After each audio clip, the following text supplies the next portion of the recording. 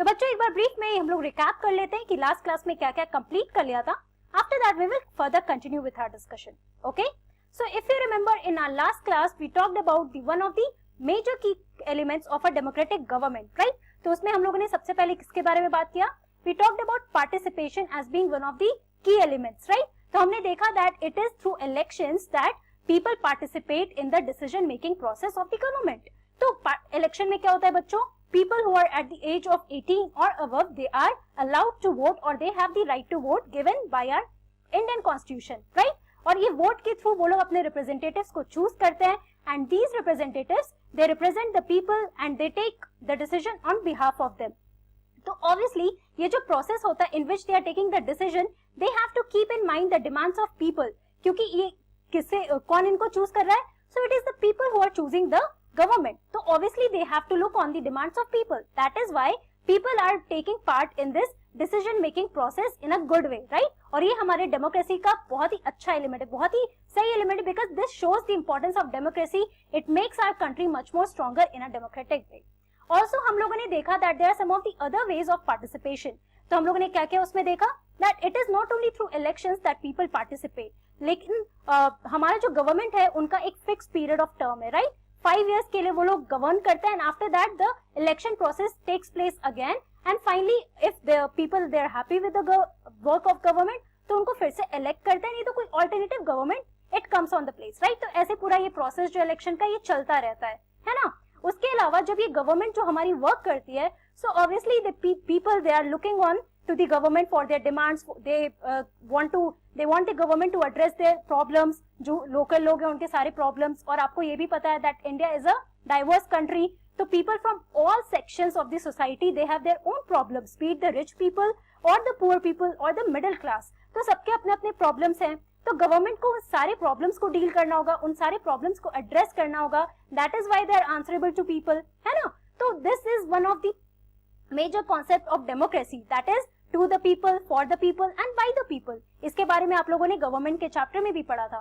तो you know what, यहाँ पे हम लोगों ने क्या देखा था? When we were talking about other ways of participation, we saw that people participate through dharnas, strikes, signature campaigns. अगर उनको क्रिटिसाइज करना है गवर्नमेंट को, if they are not happy with the work of the government, जैसे मैंने example दिया था about demonetisation, we saw that in demonetisation there were some people who were not happy with the fact that the note was banned, rupees 500 और 1000, क्योंकि बहुत लोगों को परेशानी भी हो रही थी. तो इस वजह से आप देख सकते हो कि बहुत सारे प्रॉब्लम्स हो रहे थे, but they criticise by striking, by taking part in protest, या फिर रैलीज करते हैं, धरनास देते हैं. तो इस वजह से आप देख सकते हो they always keep in check कि कोई एक ऑटोक्रेटिक रूल नहीं है हमारे कंट्री में कि कोई भी करप्शन करके the government can't just escape, right. So people are definitely taking part in this process. Okay, now let us talk about our next major element or the key element of the democratic government. Okay, so here it is, need to resolve conflict.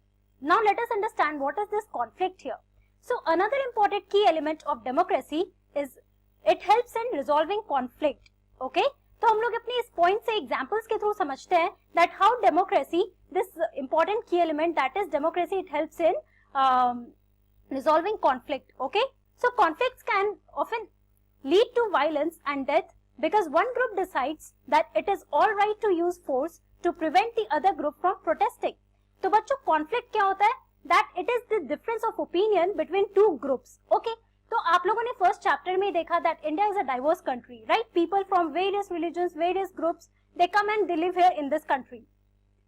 Okay, तो हम लोगों ने ये देखा है कि अगर मान लो कोई भी दो ओपिनियंस होंगे तो ऑब्वियसली कॉन्फ्लिक्ट होता है, राइट. एक difference of opinion it creates conflict between two groups. तो ये कॉन्फ्लिक्ट की वजह से क्या होता है?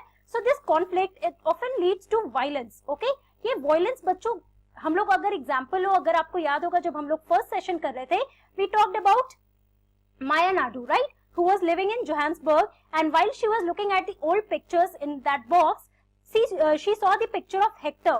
Or who was Hector? So the young boy of 16 years old who took part in the student uprising of Soweto. And why was that uprising? Why the students were uprising? So basically they were uprising because of because they were forced to use Afrikaans language or to learn the Afrikaans language that was being spoken by the whites. लेकिन इनका जो black people थे वहां पे जो रह रहे थे बच्चों साउथ अफ्रीका में, इनका अपना नेटिव लैंग्वेज कौन सा था? Julu. and they were forced to speak Afrikaans, they were forced to learn Afrikaans language. तो आप देख सकते हो यहाँ पे एक कॉन्फ्लिक्ट हुआ, conflict of opinion between two groups, और उसके बाद इसी की वजह से in order to protest against the whites, they in order to act against the whites they started protesting, और ये form of protest it led to violence. कैसे? अगर आपको याद होगा तो the police in order to stop the crowd, in order to stop the protesters, they started shooting at the crowd, and it was in this shooting that Hector was killed, right? तो ये हम लोगों ने story से समझा था. तो वो एग्जाम्पल बहुत ही it's very important and very useful to understand this point here. How? क्योंकि हम लोगों ने देखा कॉन्फ्लिक्ट तो दो ग्रुप के बीच हुआ, और उसमें जो प्रोटेस्टर्स थे they were protesting, they were angry with the whites, right? तो यहाँ पे किसने फोर्स यूज किया? जो पुलिस वाले थे who were on the other side, they started using force by shooting people, by shooting the protesters. So what happens in this one group? It decides that it is all right to use force. तो उनके हिसाब से force use करना it's really good, ताकि वो अपने protesters जो उनके अपोनेंट ग्रुप में उनको वो सप्रेस कर सकते हैं, राइट? तो ये कॉन्फ्लिक्ट का रीजन देखो कैसे एक वायलेंस का रूप ले लेता है. So this is the whole point, you can understand it through the example of Hector here, right? तो बच्चों उसके अलावा क्या होता है and how democracy it helps in resolving that conflict. Let us try to understand that now. Now conflicts occur when people of different cultures, religions, regions or economic backgrounds do not get along with each other, or when some among them feel they are being discriminated against. तो बच्चों conflict कब होता है? जैसे अभी हम लोगों ने समझा that it occurs when people of different culture, जैसे मैंने आपको बताया that India is a diverse country, people of different religions they are living here, right? तो क्या होता है कि कॉन्फ्लिक्ट किस किस के बीच में हो सकता है? people of different religions, of different cultures, of different region, right? people living in different states. तो सबका कुछ ना कुछ रीजन होता है, कुछ ना कुछ ओपिनियंस होते हैं, and because they have their own personal opinion, उनको लगता है कि उनकी सारी बातें सही है और बाकी जो अपोनेंट ग्रुप के लोग हैं they are totally wrong, and that is the reason how this conflict it arises. और कभी कभी this conflict takes the form of violence, जैसे अभी हम लोगों ने हेक्टर के एग्जाम्पल के थ्रू समझा था, right? So it can also take place on economic backgrounds, between the rich and the poor, between the discriminated group or the group that is discriminating the others. So they do not get along with each other, right? तो ये जितने भी होते हैं differences, culture, region, religions, तो यहाँ पे लोग अगर different group से belong कर रहे हैं, so sometimes it happens that they are not getting along with each other. सबके opinions match नहीं करेंगे, and that is very obvious and very true in a democratic country, okay? Or when some people among them feel that they are being discriminated against. और कभी कभी कैसे होता है बच्चों? That let us understand in our India, in the case of our country India, so there are people who are in this minority group, the untouchables. जब आप caste system के बारे में आगे की classes में पढ़ोगे, then you will see that in this caste ladder, सबसे पहले upper caste, then middle class, then lower caste, उसके नीचे हमारे untouchables आते हैं. So it is very obvious, and in fact it is evident in the history of our country that these untouchables, they are always being discriminated against, right? So this conflict can also arise when some peoples, the group of people, they begin to feel that they are being discriminated, right? तो ये conflict हो जाएगा opinion का that they are not being treated equally like the upper caste. हम लोग examples के through अभी जब हम लोग this conflicting issues के बारे में पढ़ेंगे, we will see that how this conflict can arise due to various reasons, okay? Also, people may use violent means to settle their differences. This leads to fear and tension among others living in an area. तो बच्चों अभी हमने जैसे example में देखा, Hector के example में हमने देखा that what happens that people in case that हमारे पुलिस जो वहाँ पे जो साउथ अफ्रीकन पुलिस थे, they started using the means of violence, they started shooting the crowd in order to suppress that protesters, right? लेकिन अगर आप different countries में, not only in India, आप कहीं भी देखो जब भी protest होता है, so sometimes this protest it takes a violent form, and what happens that people they may use this violent means to settle their differences. In order to settle their differences, in order to settle the conflict of opinions that they are having, they use this violent means, and also it leads to fear and tension among the others living in that area. Obviously, अगर मान लो कोई एक particular community एक दूसरे community से लड़ रही है in a particular area, तो obviously tension कहाँ होगा उस पूरे area में जहाँ पे ये पूरा scene हो रहा है, right? So obviously people who are living in that area, they must be living in anxiety and fear, because people starts you can see in news कि आप लोग बहुत जगह का देखो इन बंगाल, इन उत्तर प्रदेश, बिहार, हर जगह कहीं ना कहीं कम्युनिटीज में लड़ाई होती है, कोई ना कोई बात पे लड़ाइयां जरूर होती है, राइट? तो what happens in this process when they are using this violent means, they start throwing stones, they start burning things, they start throwing So they start throwing stones at the markets, जितने भी वहाँ पे shops हैं, they start burning all the things. तो पूरा situation of chaos create हो जाता है. So obviously people living in those areas, they are living in tension और बहुत सारी चीजें that they have to face in order of this the whole ongoing protest. अगर कोई भी region में होता है तो, right? But who is responsible for helping in resolving these conflicts? So it is the government who is responsible for helping to resolve these conflicts. So obviously, when people are choosing their representative, so in order to get their demands done, it is the government who is going to help those people, right? तो यहाँ पे कोई भी region में अगर conflict होता है तो obviously वो government का role होता है बच्चों in order to help them to resolve this conflict between the two communities or the two regions or two religion, let's say. किसी के बीच में भी अगर ये conflict हो रहा है तो, right?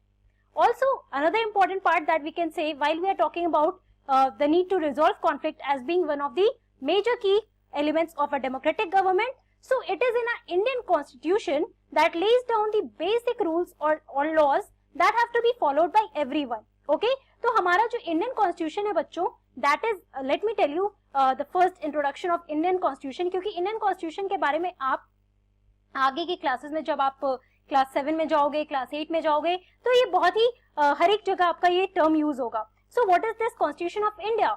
So constitution of India is a document that was created by the Indian leaders who took part in the freedom struggle, right? And in this document, the set of rules, the set of laws has been jotted down by the people, that is our national leaders, and according to that, our country is governed or functioned. तो constitution of India में जितने भी laws, जितने भी rules बनाए गए हैं बच्चों, जो हमारे नेशनल लीडर्स, जो उस टाइम पे जब हम लोग फ्रीडम स्ट्रगल के बारे में आप पढ़ोगे अपने एनसीईआरटी बुक में, in your history chapter also, so you will get to know that these people they created the whole document as it is in a form of book and we call it as the constitution of India. और यही constitution of India है जिसके under ये जितने भी हमारे country में आज जितने भी लॉज होते हैं, जितने भी रूल्स बनते हैं, ये इस कॉन्स्टिट्यूशन, हमारे जो इंडियन कॉन्स्टिट्यूशन है, इसके अकॉर्डिंग ही बनता है. Okay, so in our Indian constitution it lays down the basic rules and laws that have to be followed by everyone, right? तो अगर एक डेमोक्रेटिक कंट्री में ये कॉन्स्टिट्यूशन बहुत ही इंपॉर्टेंट रोल प्ले करता है, बिकॉज जो भी जिस तरीके से भी हमारे government it has to be function, it has to be run, तो ये कॉन्स्टिट्यूशन के अकॉर्डिंग ही होता है. And this has to be followed by everyone, be it your president, be it your prime minister और अ नॉर्मल इंडिविजुअल. तो ये जितने भी लोग होते हैं बच्चों इस कंट्री में, जितने भी सिटीजन्स हैं, each and everyone has to follow the Indian constitution, the laws and the rules that has been laid down in the Indian constitution. Okay, so these laws are for both the government and the people. Like I said कि ये laws जो होते हैं बच्चों, ये सिर्फ लोगों के लिए नहीं है, बट ये गवर्नमेंट के लिए भी है, कि इसमें जो भी laws हैं, मान लो कोई भी गवर्नमेंट एक नया लॉ बना रहा है, so he has to refer to the constitution for that, कि क्या कॉन्स्टिट्यूशन में ऐसा लिखा गया है. अगर कॉन्स्टिट्यूशन में ऐसा लिखा गया है तभी जाकर वो ऐसे लॉज बना सकते हैं, नहीं तो वो ऐसे कोई भी लॉज नहीं बनाएंगे जो हमारे कॉन्स्टिट्यूशन रिकमेंड नहीं करता है. Okay, and also as I said that it has to be followed by each and every individual, right? So conflicts and differences have to be resolved according to these laws. तो बच्चों हमारे country में जितने भी laws हैं, because you know that a country is always governed by laws, right? The government, हमारे जो government है, it runs by some laws, some it functions through these laws that has been prescribed in the constitution. तो बच्चों ये जितने भी conflicts और differences होते हैं between these communities, different groups, different regions, so it has to be resolved. इसको कैसे ठीक किया जाएगा? According to the laws that has been given in our constitution, that has been written down in the constitution by our national leaders, right? उन लोगों ने बहुत ही सोच समझ के, keeping in mind all the demands and all the sufferings that they had gone through in the struggle period while they were fighting against the British, तो सबको दिमाग में रखते हुए उन्होंने बहुत ही अच्छा बनाया ये पूरा डॉक्यूमेंट. जितने भी लॉज बनाए, ये सिर्फ और सिर्फ अपर क्लास के लिए, ऐसा नहीं कि सिर्फ अपर क्लास के लिए या मिडिल क्लास के लिए, नहीं, ये जितने भी अनटचेबल्स हुए, हमारे जितने भी माइनॉरिटी ग्रुप्स हुए, दलित्स, आदिवासीज और दी ट्राइबल ग्रुप्स, तो जितने भी ग्रुप्स हैं सबके लिए, सबकी डिमांड्स को दिमाग में रखते हुए हमारा कॉन्स्टिट्यूशन बना है. इसीलिए ये जितने भी लॉज हैं, ये सिर्फ पर्टिकुलर ग्रुप के लिए नहीं होता है, ये पूरे गवर्नमेंट के लिए भी होता है और लोगों के लिए भी होता है, that each and every one has to follow all the laws that has been given in the constitution, and that is how constitution also helps in resolving the conflicts and differences, because it is according to these laws that these the conflicts or the differences, they have to be resolved. Okay, I hope you have understood this point, that is the need to resolve conflict. That is one of the key element of a democratic government. Okay, तो बच्चों आज की class में हम लोगों ने क्या पढ़ा? So basically we talked about the second key element of democratic government, that is the need to resolve conflict. We saw that conflict can occur because of the difference of opinions between two groups, two cultures, two religion, two regions. तो बहुत सारे reasons हैं जिसकी वजह से conflict arise हो सकता है between two groups. But what this conflict leads to? So basically it leads to violence or death because one of the group it finds very easy to choose violence in order to suppress the protesters or their opponents. तो हमने Hector के example के through भी समझा that police in order to suppress the protesters they started shooting at the crowd, right? But वो सही नहीं था because they were demanding something that was their own right. तो कभी कभी होता है कि बहुत लोग इसमें जो वायलेंस के फॉर्म में आ जाते हैं, that leads to anxiety, that leads to tension और fear between the groups that are living in that area, right? तो ये पूरा चीज हमने इस कॉन्फ्लिक्ट में समझा है. तो अब हम लोग नेक्स्ट क्लास में देखते हैं कि कौन कौन से एरियाज हमारे कंट्री में, कौन कौन से एग्जांपल्स हैं जिसके थ्रू हम समझ सकते हैं कि that conflict can arise and how that can be resolved in our country. Okay, so that's all for today. Thank you very much. Have a nice day.